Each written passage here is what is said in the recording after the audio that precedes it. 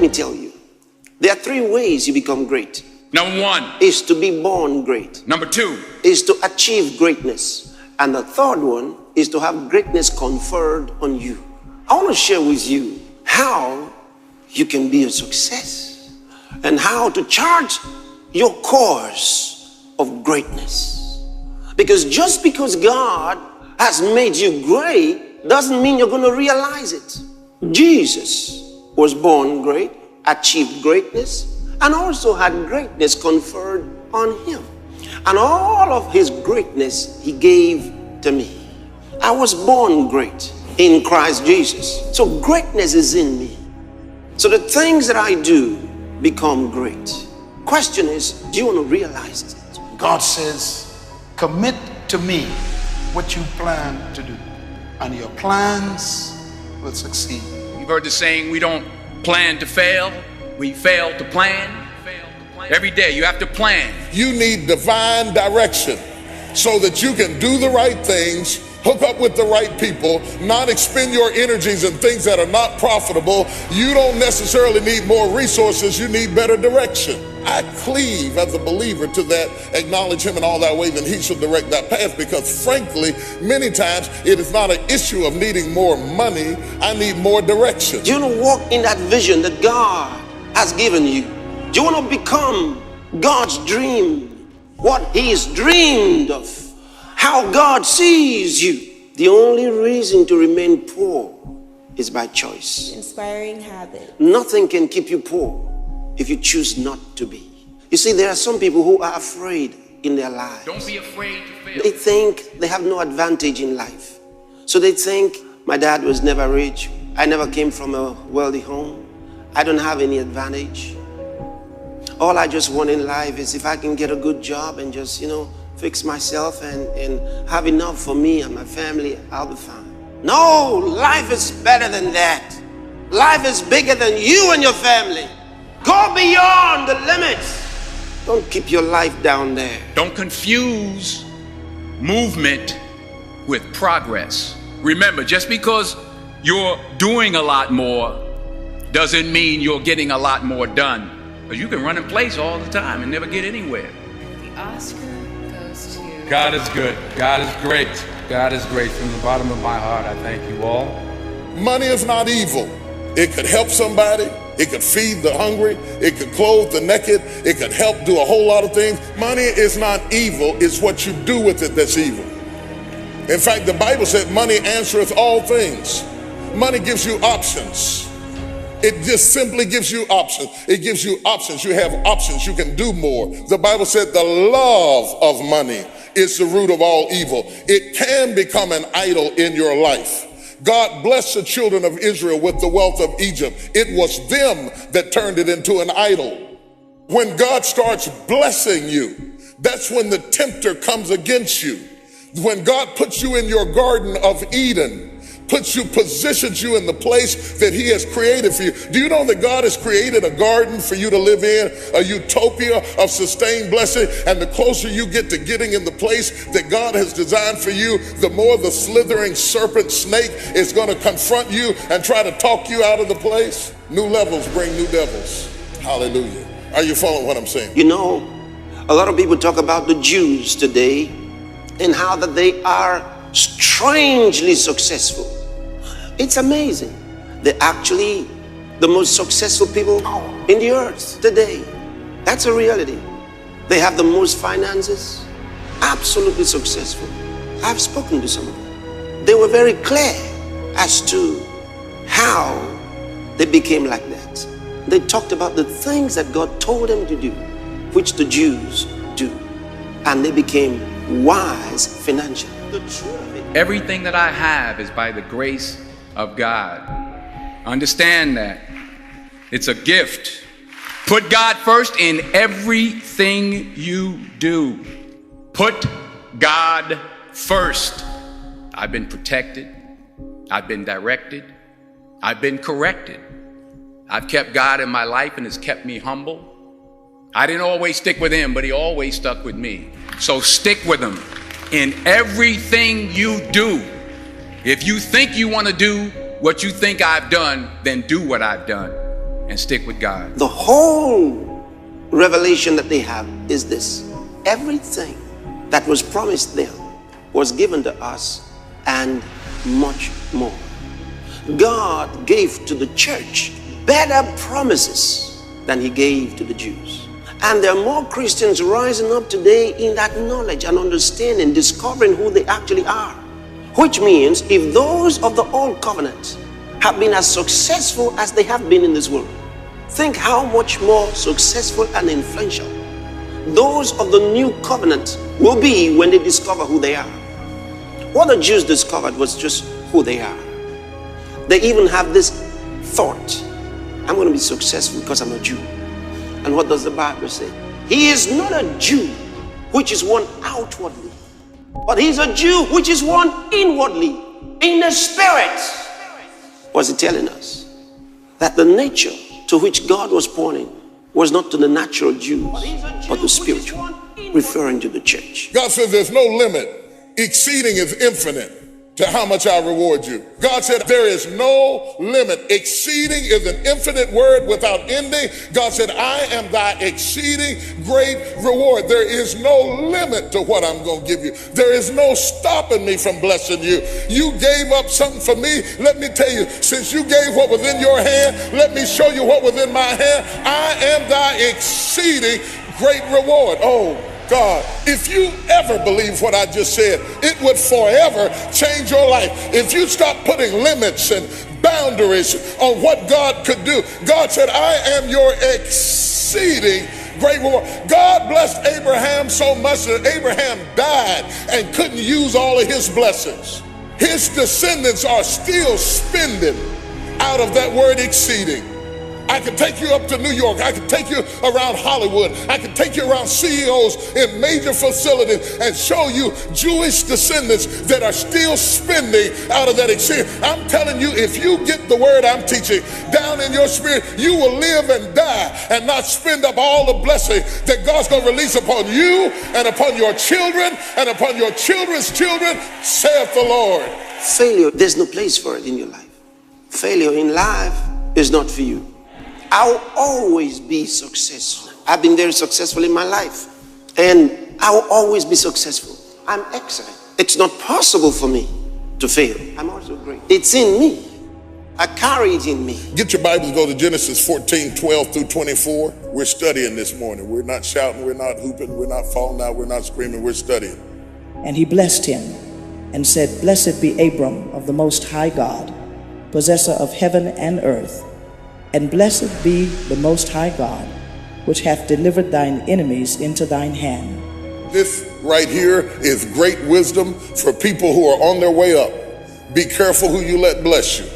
Abraham has won this battle with a bunch of servants. He took a bunch of servants and went out and fought a battle and won. You know you're anointed when you can take less and do more with it. Blessed be the Most High God, which hath delivered thine enemies into thy hand. Hallelujah. You're going to get darts shot at you. When you start being successful, people are going to hate you because you got to be tough to be blessed.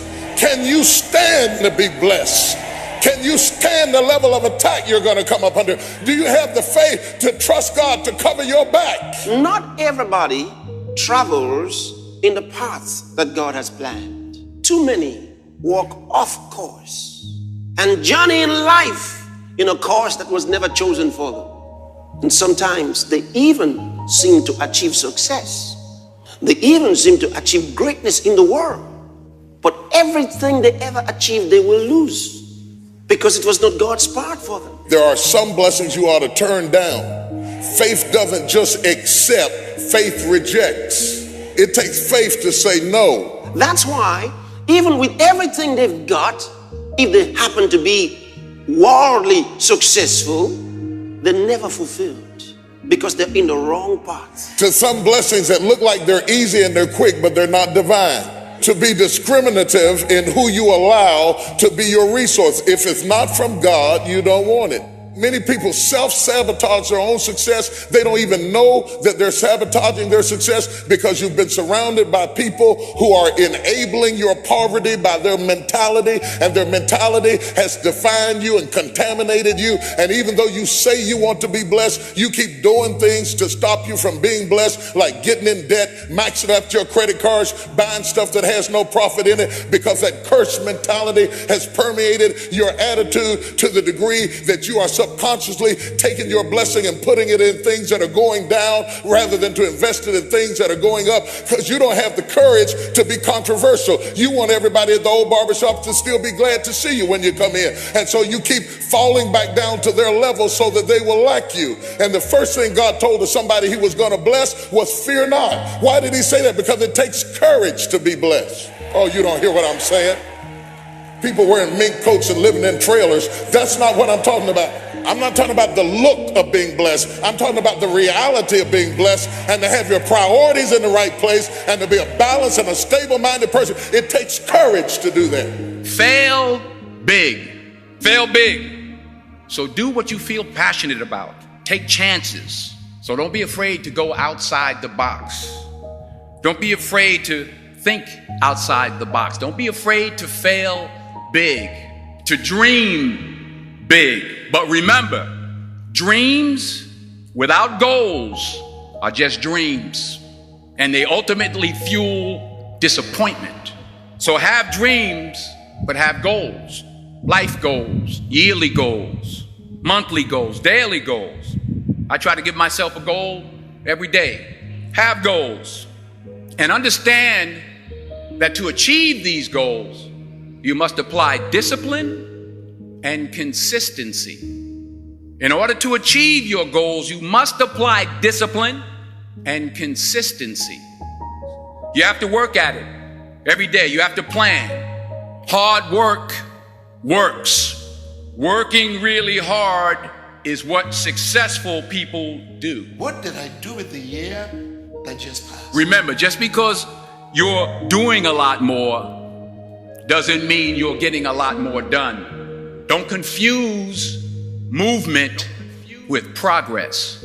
So continue to strive, continue to have goals, continue to progress. And Abram said, Behold, to me thou hast given no seed, and lo, one born in my house is mine heir. And behold, the word of the Lord came unto him, saying, This shall not be thine heir. He that shall come forth out of thine own bowels shall be thine heir. First of all, you can't have true success without a successor. You've got to start thinking generationally, or you're going to miss the point. God starts talking to Abraham about being his exceeding great reward. Abraham immediately starts talking about his son. See, one of the great things that Abraham had with God is that Abraham thought like God. He had a God mentality. He was thinking generationally. If you're going to be my exceeding great reward, let me bring up to you this issue I had with my child, because I've already lived half of my life and I'll never be able to spend to the bottom of the check you just wrote. I need an heir to catch. People, sit tight, because I think you have no idea who you are. I don't think you have a clue who you are. I don't think you understand that your mama and daddy are the cup, but baby, you're the saucer. And when we overflow, you're supposed to be there at home plate to catch the exceedingly abundantly above all that ye may. The blessing that I don't have room to receive is supposed to fall on you. But young people, you have to position yourself. One of the curses that is killing our generation is that most of us start from ground level zero. We start out with nothing. All over again. Your parents started with nothing. They died and left you nothing. You go back to zero, have to start over again. That is a curse. The curse of not having anything left. Consequently, because nobody gave to you, you don't think generationally. So you're talking to a God about blessings. That if God ever takes you serious, he knows you're not going to live long enough to hold all the stuff he's going to give you. So if you don't start thinking generationally, the conversation is over. Until you get a passion for your children and to see the blessing of the Lord fall on your child, you're not ready to talk to God, because God said he got too much for you. You have to live in this moment, but think in the next one. Forward-thinking people are positioning themselves to be blessed because you're thinking in terms of what are the next few moves. anywhere you use that principle, you will be blessed. I don't care how good you are in the moment. If you fail to have preparation for the next moment, you forfeit the blessing. Write the vision. Make it plain. Let him that read it run thereby. What is next? What is next? And who is worthy of it? Don't just aspire to make a living. Aspire to make a difference. So you find in Acts, the 7th chapter, and the book of Hebrews, when God said, I've heard the cry of the people, Moses revealed that I've surely heard the cry of my people in Egypt. So the first thing in life, when you want to begin your journey of greatness, until this starts, you will never begin, is to hear the cry of the needy. You've got to hear the cry.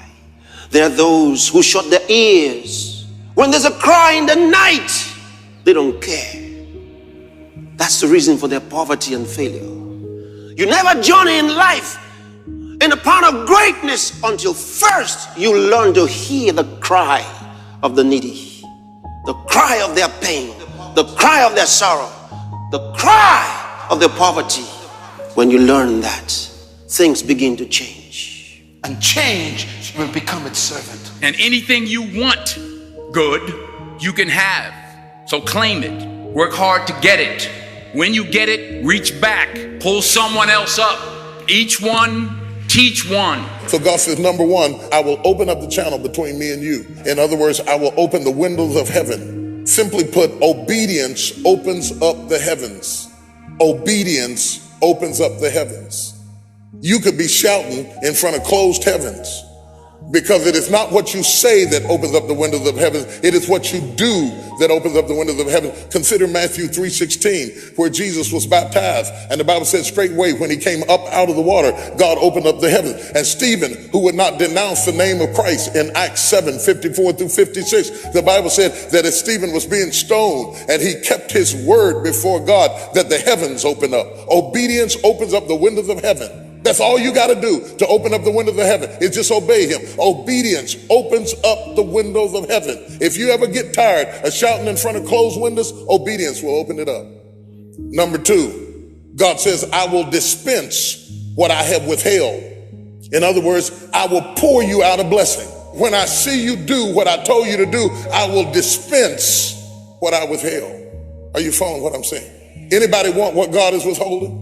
If you want to know what he's withholding, Jeremiah 29:11 says God has something in mind for you, that you might have an expected end, that God has already planned for you to win in the end. And God says, I can't dispense it until you obey me. 1 Corinthians chapter 2, verse 6-12 says, eyes have not seen, ears have not heard, neither have entered into the heart of man the things that God has in store for them that love it. But when you read the whole 6-12, it even deals with and references the cross. Had the princes of this world known what they were doing, they would have never crucified the Lord. And it begins to talk about what God does when you obey his word. Even when people try to sabotage you, God will break the curse and turn it all around and release what is withheld in your life. Are you hearing what I'm saying to you? Finally, say thank you for grace. Thank you for mercy. Thank you for understanding. Thank you for wisdom. Thank you for parents. Thank you for love. Thank you for kindness. Thank you for humility. Thank you for peace. Thank you for prosperity. Say thank you in advance for what's already yours. It's how I live my life. Say thank you in advance for what is already yours. True desire in the heart for anything good is God's proof to you, sent beforehand to indicate that it's yours already. Thank God for that one. I'll say it again. True desire in the heart, that itch that you have, whatever it is you want to do, that desire, that itch, that's God's proof to you. No, this is good. Sent beforehand already to indicate that it's yours. Do you understand the cross was an offering? Read Hebrews 9:14, read Hebrews 9:28, read Hebrews 10:12, read Hebrews 11:17. All tell you that the cross was an offering. That's why the grave couldn't hold it. I said the cross was an offering. That's why the grave couldn't hold it. It may hold you 3 days, but it can't hold you any longer than that. It's going to have to give it back. There's going to be a resurrection breaking forth in your life. Some of you have had everything resurrected but your money. You got your peace, you got your joy, you got your salvation, you got your praise. And for you, the last step is your finances. But if you'll get this word, the same God that resurrected your life and brought you and turned you around and resurrected your mind will resurrect your money. I believe God for resurrection in your financial life in the name of the Lord. Not so you can ride around in a golden Porsche and drink Kool-Aid out of a goblet, but so that you can send your kids to college, so that you can loan and not borrow, so that you can be the head and not the tail, so that we can finally get our act together until the kingdoms of this world have become the kingdoms of our God. Away with this foolishness that the only people who are blessed in our community is the pimps and the drug dealers. The devil is a lie. You're not going to tell me that Satan is better to his followers than God is to his. God said, I swear I'll bless you. I'll bless you on a dime. So never give up. It's not easy. Without commitment, you'll never start. But more importantly, without consistency, you'll never finish. It's not easy. Keep working. Keep striving. Never give up. Fall down 7 times. Get up 8. Don't be afraid to fail. Ease is a greater threat to progress than hardship. See you at work. In Genesis chapter 1, verse 28, God's first command to all of humanity, be fruitful and multiply. Lay your hands on your neighbor and say, God is holding something that he wants to release in your life this year.